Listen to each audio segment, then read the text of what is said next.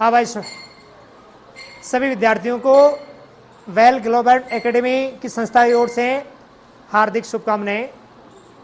मैं परमपिता परमेश्वर से ये आशा करता हूँ कि सभी विद्यार्थी अच्छे अंकों से उत्तीर्ण होकर के अपने विद्यालय, अपने परिवार, अपने गांव, अपने राज्य और अपने देश का नाम रोशन करें। यही मैं आपके उज्जवल भविष्य की कामना करता हूँ। दुनिया में सबसे बड़ा जो धन होता है वो मां शारदा का पता है।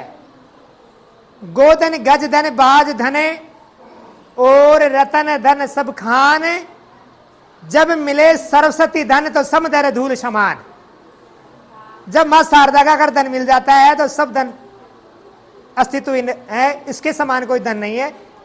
तो आज हम अपने जो संधि चल रही थी अपने, जिसमें दो गई थी वर्दी गुणे, आज चलेगी यण संधि। यण संधि के बारे में देखो बेटे, यण स्वर संधि, यण स्वर संधि की क्या परिभाषा होती है, इसकी क्या पहचान होती है? जब ई उ री या लिरिक के बाद कोई असमान स्वर है तो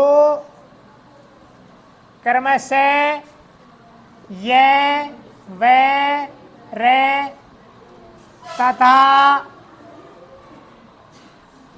ले हो जाता है।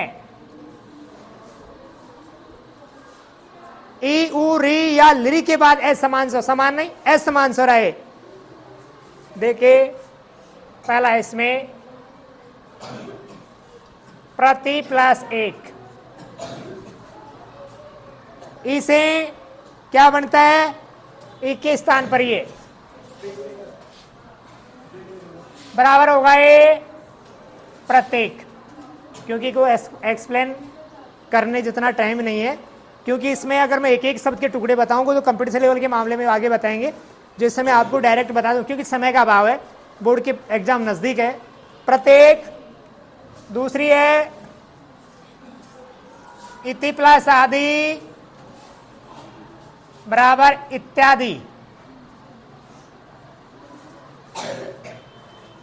दूसरा है तीसरा सु प्लस आगत बन जाएगा स्वागत है, उसे वह बनता है। चौथा है सु प्लस अल्प स्वल्प, फिर इसमें री पितृ प्लस आज्ञा, री से रे बनता है पित्राज्ञा। छठा मातृ प्लस आज्ञा बनेगा बेटा मात्राज्ञा।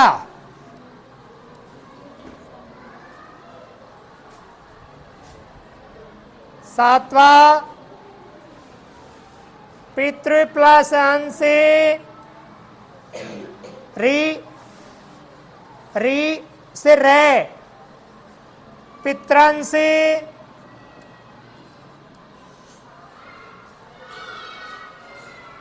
इसके लास्ट एंड फाइनल ली से बनता है ले, ली प्लस आकृति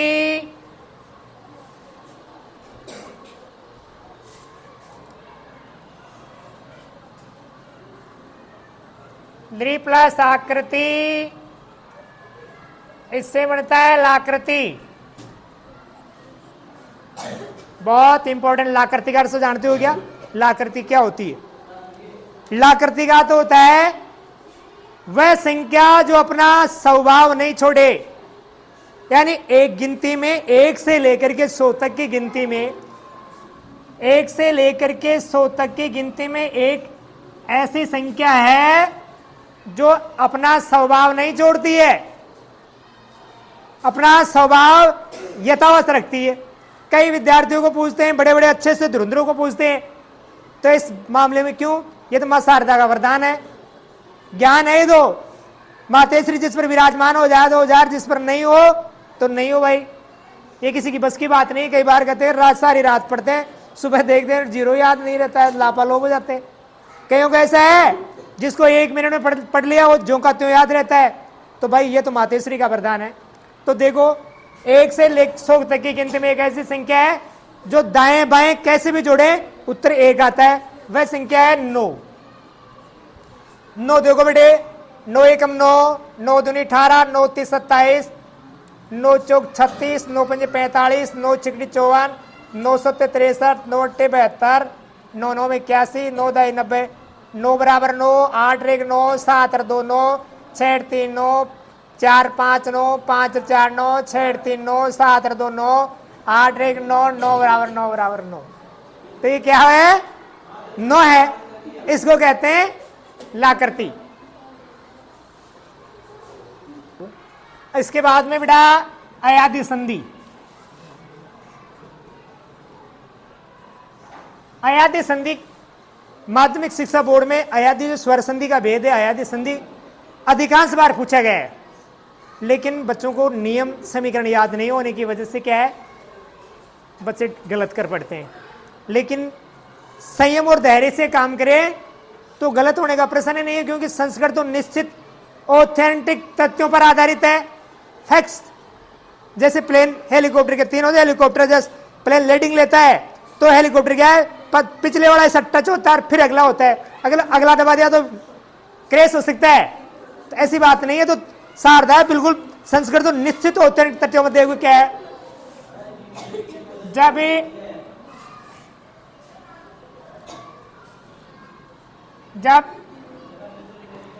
ए आई ओ तथा औ के बाद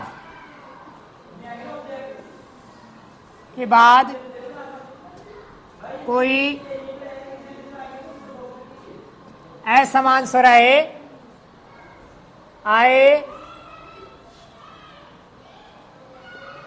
तो कर्मस्य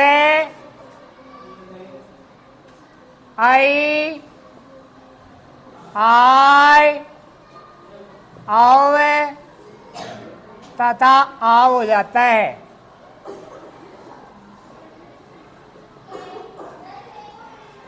अब देखो सारणी देखो इसकी,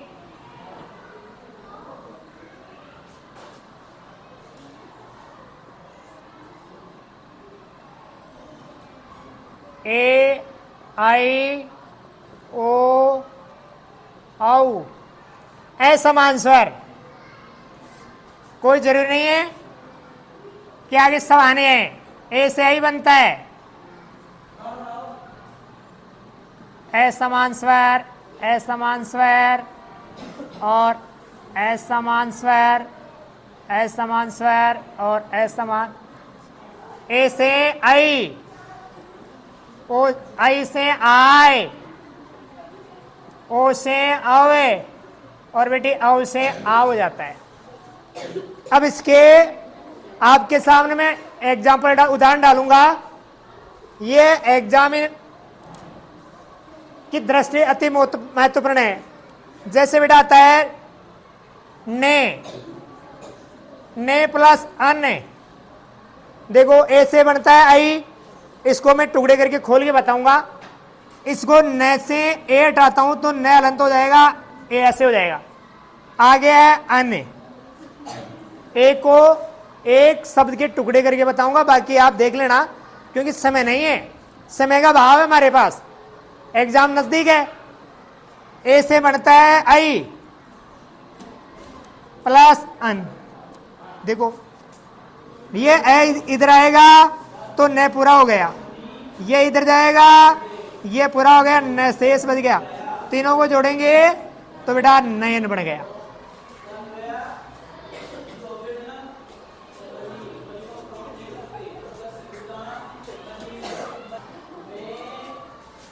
इसके बाद में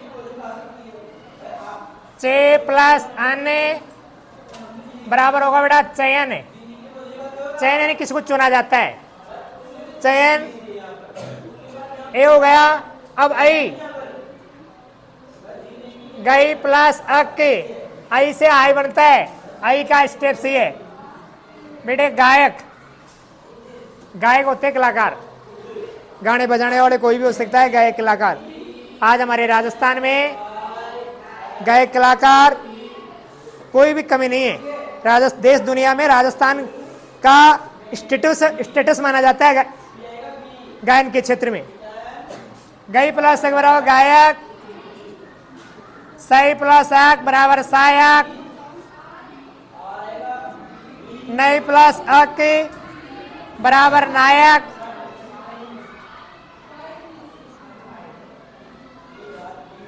विधेय प्लस अक के बराबर विधायक। देखो यहां पर क्या चीज है, यहां पर वी उपसर्ग है और इसमें दहा धातु दे, दही से आई से आए विधायक, ये हो गया गायक। इसके बाद में आएगा ओ प्लस एन बराबर पवन है।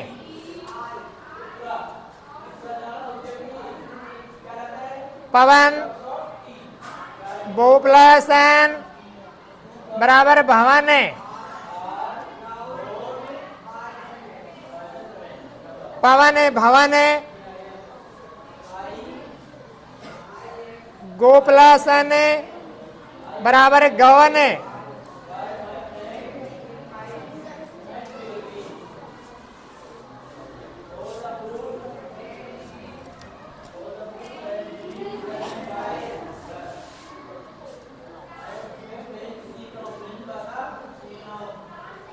पौ प्लस अक्के बराबर पावक है।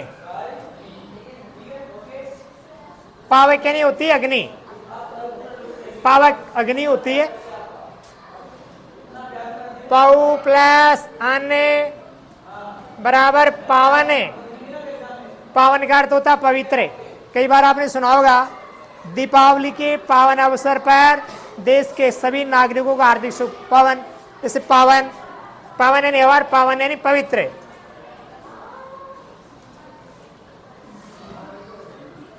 श्रौ प्लस अन्य सावन है। सावन का महीना, सावन शब्द बहुत अति महत्वपूर्ण है। एक बार अकबर और बीरबल के दरबार में एक मीटिंग चल रही थी, तो बीरबल ने की अनुपस्थिति में अकबर ने एक प्रश्न किया, मंत्रियों से पूछा कि सावन के महीने में यदि आपसे ये पूछा जाए कि 12 में से एक चला जाए तो क्या बचेगा? तो सभी मंत्रियों ने ध्यान देने में असमंजस स्थिति हो गई, उसकी बात का जवाब नहीं दे पाए। कुछ दिनों बाद बीरबल आया। बीरबल आया तो साहब सभी मंत्रियों ने बीरबल से कि बीरबल, आपके जाने के बाद में राज दरबार में एक ऐसा प्रश्न पूछा गया जो हम उस प्रश्न का उत्तर देने में असक्षम रहे। बीरबल ने पूछा क्या बात थी? कि भाई ये पूछा है कि इस समय सावन के महीने में अगर ये पूछा जाए कि 12 में से एक जाए तो क्या बचेगा? तो बीरबल ने कह रहे तो छोटा सा प्रश्न है, यही नहीं आएगा। क्यों? क्योंकि बीरबल उस जमाने में अकबर के दरबार में प्रखर बुद्धि का इंसान माना जाता था। बीरबल ने यह बताया, राज दरबार में प्रश्न किया तो पूछा है कि इस समय सावन का महीना चल रहा है, अगर सावन का महीना यदि सूखा निकल गया तो बेटा फिर तो कुछ नहीं बचा, काल पड़ जाएगा। तो 12 में से एक गया सावन के महीने में, नथिंग। तो ये सावन है, श्रवण बराबर सावन। इस प्रकार से यह आपकी जो अयादी संधि है ये पूरी होती है। इसके बाद में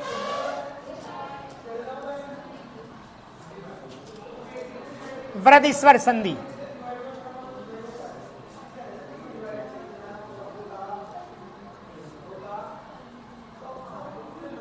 वर्धित स्वर संधि परिभाषा देखो, जब भी ए या आ के आगे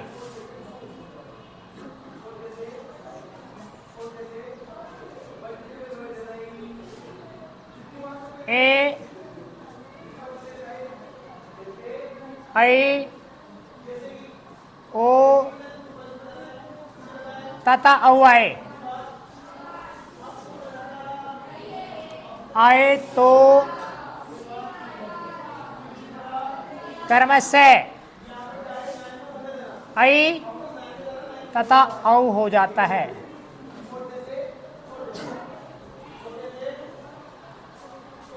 यानी ए और आ के आगे ए आई ओ औ आए तो आई तथा औ हो जाता है।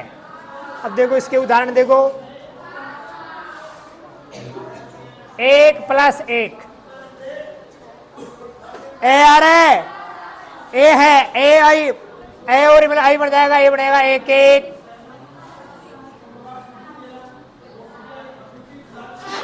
फिर सदा प्लस ए बन जाएगा सदैव।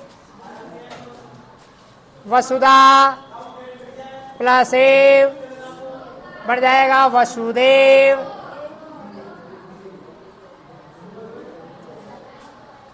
आ गए इसमें। फिर है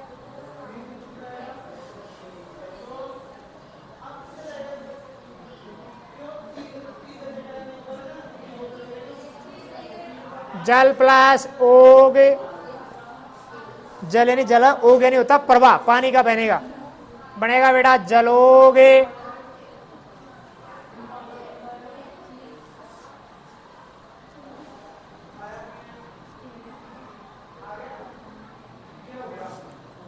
परम प्लस औषधि, परमौषधि।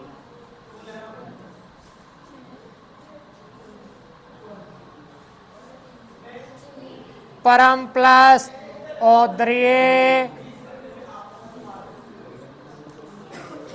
क्या बन जाएगा परमोदरिय।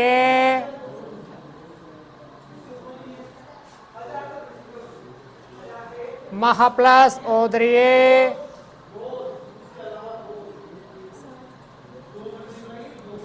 महोदरिय।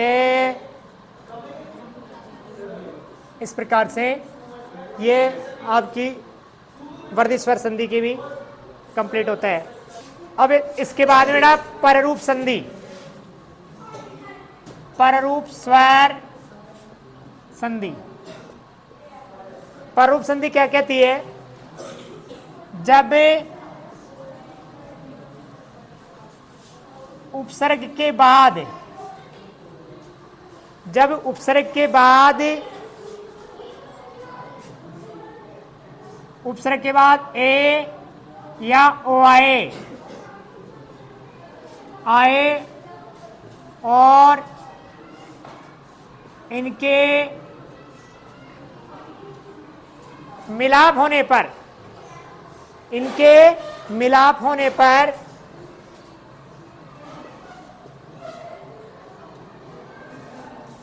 कोई प्रकार का विकार उत्पन्न न होवे, उसे पररूप स्वर संधि कहते हैं।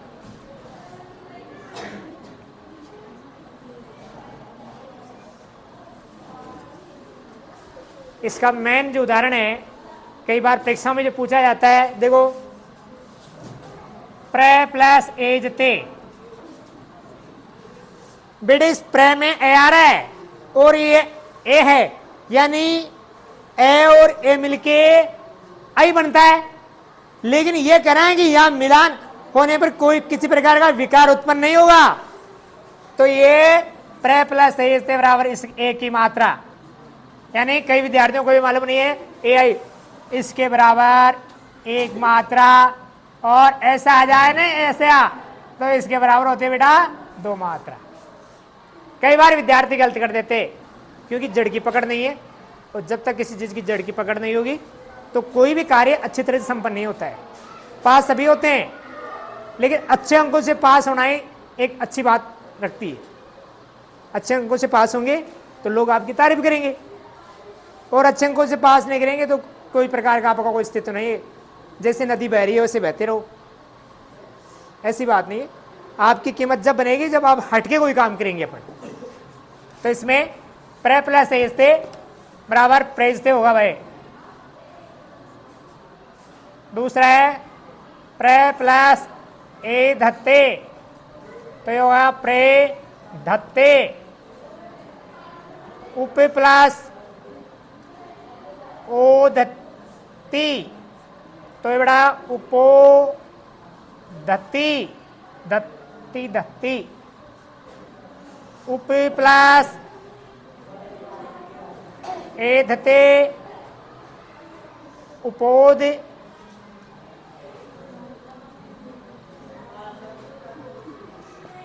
ओदयति, तो जाएगा उपोद यति। इस प्रकार इसमें ये जो एग्जाम्पल है, ये तीनों चारों एग्जाम्पल एग्जाम की दृष्टि से अति महत्वपूर्ण माने जाते हैं। ये इसके बाद में लास्ट एंड फाइनल है पूर्व रूप स्वर संधि।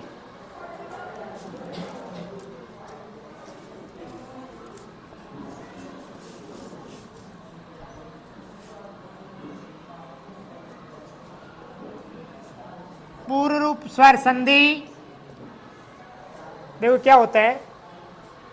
ए तथा ओ के बाद डेफिनेशन है, ए तथा ओ के बाद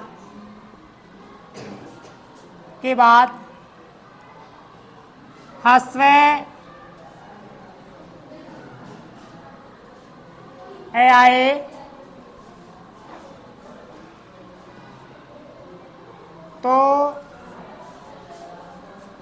तो एका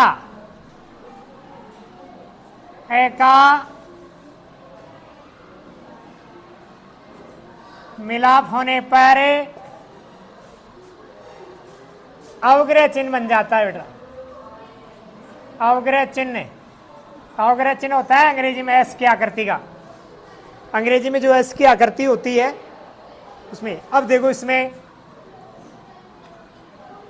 वने प्लस अस्मिन ए आ गया। ए के बाद में हस्व आए ए आ रहा है, ए का अवग्रह चिन्ह हो जाएगा तो क्या हो जाएगा वने अस्मिन इस वन में। कवे प्लस अत्र कव्यत्र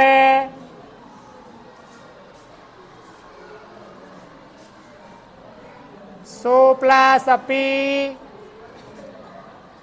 बेटा सो अपी